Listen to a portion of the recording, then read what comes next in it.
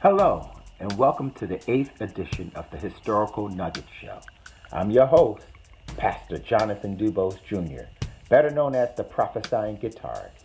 The purpose of this show is for me to share with you some things that happened to me that you are unaware of. Check this out.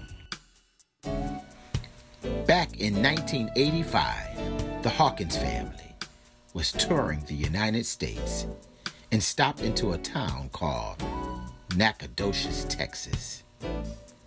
On this particular date, the promoter was short on the money. The road manager decided that we would not perform even though we had set up for the sound check. The promoter told the people that we were present but refused to do the concert.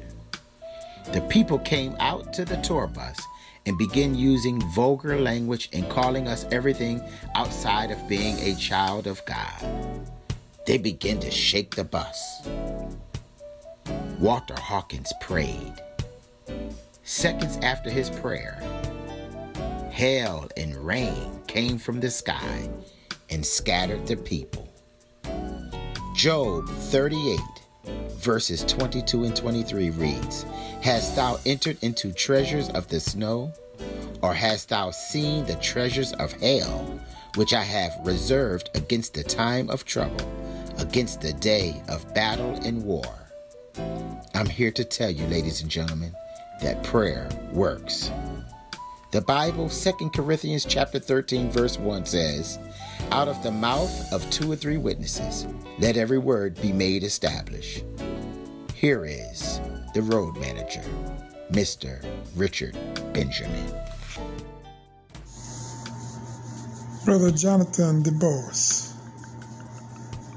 thank you for having me on your program. As you know, I'm the ex-manager for Walter Hawkins, and just came on to be a witness of a program that we had to sing in Nacogdoches, Texas. We went to sing at a concert, and what happened was the promoter didn't do a very good job in promoting, so they didn't have the funds that were necessary by contract to pay everybody. So we just could not do the program because we had sound people to pay, we had musicians to pay, singers to pay, and we had hotel expenses, and it just wasn't enough money there to do the program. But we did have a talk with him before we actually did the program, or actually tried to do it, to come up with funds to help us with our expenses. And about 3 or 4 of us there, one guy reached in his drawer, pulled out a gun, and set it on the table. There was no fear in my heart whatsoever.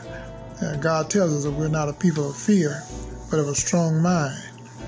And of course, I felt very comfortable in the position because I knew that God was with me.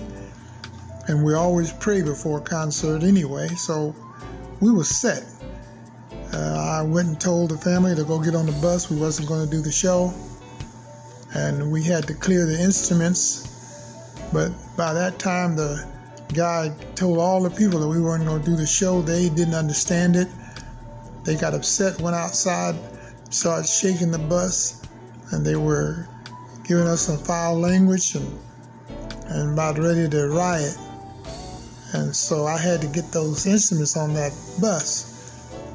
But again, God intervened, and a big old gust of wind came in there and blew the curtains back, went all the way through the auditorium.